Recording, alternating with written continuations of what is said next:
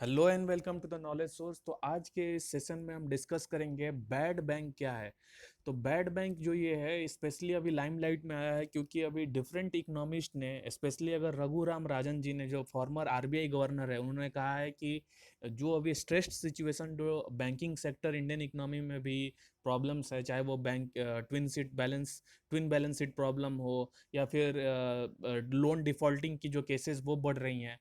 तो इन सब चीज को हैंडल करने के लिए रघुराम राजन जी ने एक सजेशन दिया है कि मे भी अगर इंडियन इकोनॉमिस्ट चाहें तो बैड बैंक की क्रिएशन ये संभव हो सकती है इंडियन इकोनॉमी के, अगर बैंकिंग सेक्टर के पर्सपेक्टिव से बात करें।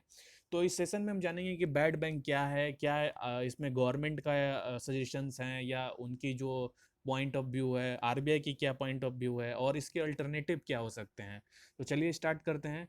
तो सबसे पहले अगर बताऊं कि कोविड 19 जो है उसका इम्पैक्ट पूरे वर्ल्ड में इस तरीके से फैला है कि डिफरेंट इकोनॉमी जो है डिफरेंट कंट्रीज की वो रिसेशन में जा चुकी है और इंडिया भी इससे अछूता नहीं है क्योंकि अगर आप देखें लास्ट वन क्वार्टर की, उसमें हमारा ग्रोथ जो है वो अराउंड 2.1 है। तो ये बहुत ही एक डिजास्टर्स सिचुएशन है जहाँ पे आपकी ग्रोथ इतने एमेक्युबल सिचुएशन तक पहुंच चुकी हैं।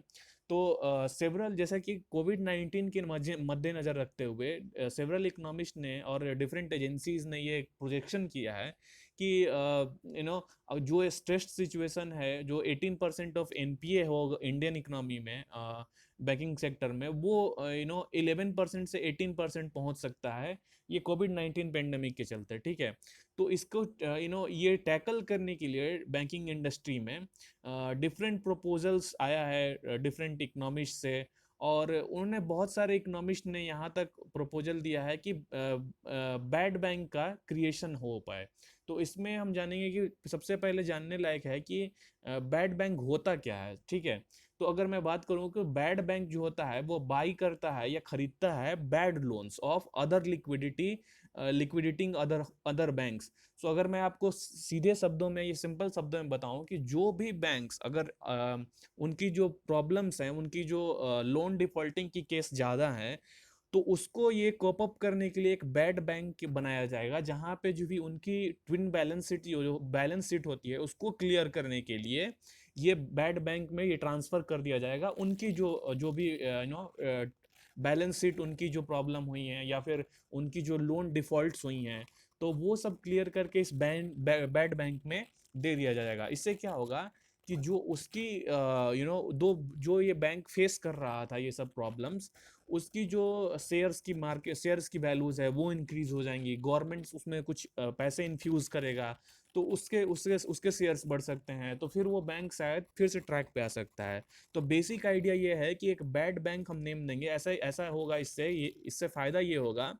कि अगर कोई भी बैंक अगर डिफॉल्टर के कगार तक पहुंच सकती है तो उसको रोका जा सकता है। तो मेन इसका क्रक्स यही है। ठीक है। सो बैड बैंक जो ये आइडिया है वो प्रपोज किया गया था फॉर्मर पीएनबी चेयरमैन थे सुनील मेहता जी। तो उन्होंने ये प्रपोज किया था कि इससे क्या हो जाएगा, faster resolution of stressed asset जो उस बैंक में है उसको ये सब हैंडल कर सकता है बैड बैंक। तो उसमें ये उस समय से ही ये क्वाइन किया गया था श्री सुनील मेहता जी से। ठीक है। तो उन्होंने ये क्वाइन किया था बैड बैंक के बारे में। ठीक है।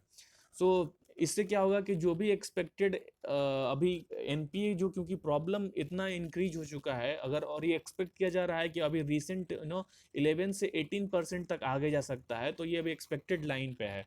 तो ऐसा एक्सपेक्टेड किया जा रहा है कि एनपीए जो है वो और इंक्रीज हो सकता है आने वाले समय में।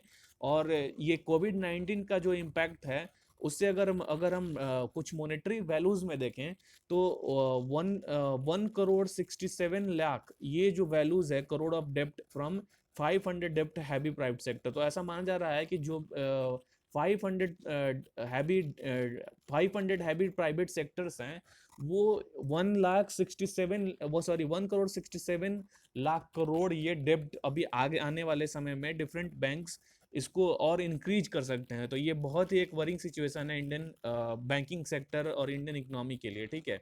तो अगर मैं बात करूं कि गवर्नमेंट का क्या पॉइंट ऑफ व्यू है इस बैड बैंक के लिए, तो सबसे पहले मैं बताऊं कि गवर्नमेंट हमेशा से ये उनका मानना रहा है कि बैड बैंक जो लोन रिसोल्यूशन है वो मार्केट लीड वे में होना चाहिए, ठीक है। मतलब कि सिर्फ ये नहीं कि जो भी बैंकिंग सेक्टर्स हैं उनकी जो भी बैड लोन्स हैं उसको ट्रांसफर कर दे आप, और इसको इस तरीके से देखा जाए कि जो मार्केट वैल्यूज है, जो भी किसी बैड बैंक, उस बैंक की जो एनपीए इंक्रीज हो रहा है या उनके ट्विन बैलेंस शीट प्रॉब्लम है, तो उसको ट्रांसफर करते समय सिर्फ ये ध्यान दिया जाए कि वन मार्केट से दूसरे मार्केट में गया, लेकिन वहां पे भी चैलेंज को वहां पे हैंडल करने की जरूरत है। तो ये गवर्नमेंट का व्यू, पॉइंट ऑफ व्यू है, ठीक है।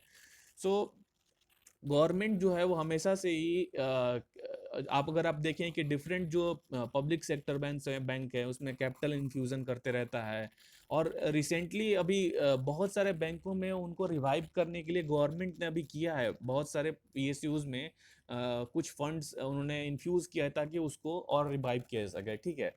सो अगर हम आरबीआई की पॉइंट ऑफ व्यू के बारे में बात करें तो सेंट्रल बैंक अभी तक कोई अपना ऐसा एक्सपेक्टेड डिस्कशन या कुछ अपना पॉइंट ऑफ व्यू रखा नहीं है, लेकिन उनका ये मानना है कि जो बैड बैंक का जो क्रिएशन है, वो एक्चुअली ये कमर्शियल बैंक की जो बैड जो भी लोन्स हैं उसको एक बढ़ावा दे सकता है, ये आरबीआई का मानना है। क्योंकि अगर आप देखें कि कोई भी बैंकिंग में अगर डिफरेंट प्रॉब्लम्स होगी तो वो बैंक हमेशा से चाहेगा कि हम बैंक जो भी बैड बैंक क्रिएट किया गया है उसमें ये सब प्रॉब्लम्स ट्रांसफर कर दिया जाए ताकि उनकी उनकी जो बैलेंस शीट है वो मेंटेन रहे। तो ये एक तरह से रिग्रेसिव स्टेप भी हो सकता है, ठीक है।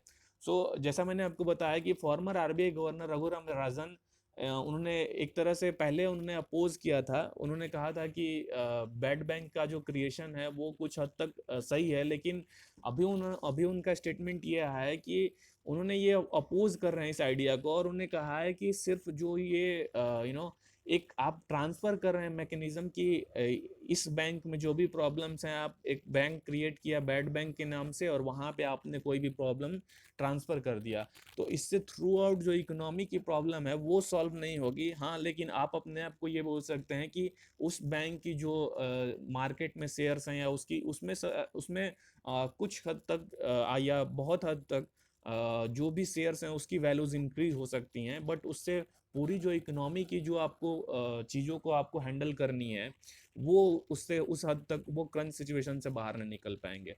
तो राजन जी ने उन्होंने कहा कि government funded banks would just shift loans from one government pocket to the public sector banks to another. So उन्होंने सिर्फ बोल रहे हैं, उनका मानना है कि सिर्फ जो बैंक की जो प्रॉब्लम है वो एक बैंक से आप दूसरे बैंक में ट्रांसफर कर रहे हैं, और इसके अलावा ये कुछ भी नहीं है, ठीक है।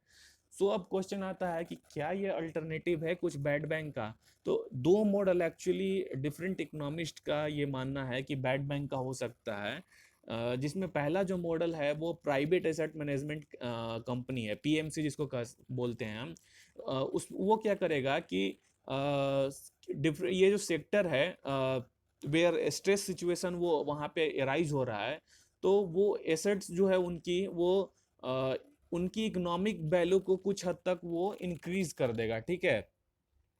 सो ये जो मॉडल है वो जो भी उनका डेब्ट है वो फॉरगिवनेस का मतलब कि आप ये मत बोलिए कि जैसे कि गवर्नमेंट इन्फ्यूज करता है मनी ना, आप ये इस तरीके समझिए कि जो ये पीएमसी का मॉडल है वो इस तरीके का है, इस तरीके का है कि यहाँ पे ये बोलता है कि गवर्नमेंट जो है कुछ अपना जो फंड है वो इसमें कोई भी बैंक में स्ट्रेस सिचुएशन में जो है उसमें मनी को इन्फ्यूज करे और उसको रिवाइव करने की कोशिश करे, ये ना कि उसकी सारी जो प्रॉब्लम्स हैं उसको बैड बैंक में शिफ्ट कर दिया जाए, ठीक है।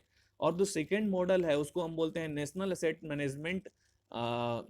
मैनेजमेंट कंपनी, NAMC, ठीक है। तो इसमें क्या होता है कि जहाँ पे प्रॉब्लम्स है वहाँ मतलब कुछ ज़्यादा प्रॉब्लम है जिस सेक्टर में, वहाँ पे ये डेप्ट रेज सॉरी यहाँ पे जो उसकी डेप्ट है उस बैंक की, उसको क्या किया जाएगा कि मॉनेटरी इक्विटी जो उसकी गवर्नमेंट की है उसको इंक्रीज करके और कोई भी प्राइवेट बैंक के साथ इन्फ्यूज किया जाएगा। इससे क्या होगा कि जो भी उस एसेट जो भी उस उस बैड बैंक की एसेट्स जो वीक हो रही है उससे क्या हो जाएगा कि मर्ज करने से उसकी रिवाइव करने की पॉसिबिलिटीज ज़्यादा बढ़ जाएंगी। सो इस पूरे सेशन में हमने डिस्कस किया कि बैड बैंक क्या है और उसकी अल्टरनेटिव क्या है, और डिफरेंट डिफरेंट इकोनॉमिस्ट का पॉइंट ऑफ व्यू। सो मैं आशा करता हूँ कि आपको इसमें कुछ सीखने को मिला है। So till we meet in next time, thank you and God bless to all of you.